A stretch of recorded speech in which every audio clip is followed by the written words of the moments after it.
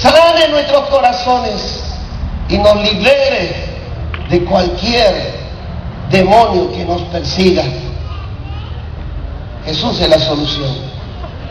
No busques en otras cosas la solución. Hay niñas de 14, 15 años que por falta de amor de sus padres andan buscando en el enamorado amor, porque sus padres no aprendieron a darle el amor necesario.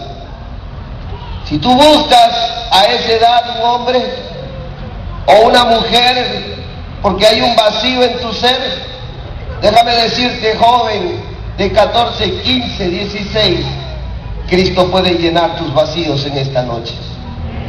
¿Cuántos dicen amén?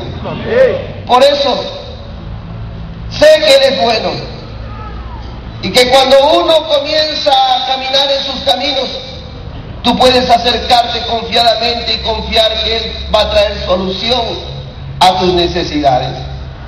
En esta noche, ahí donde estás, cierra tus ojos. Ahí donde estés.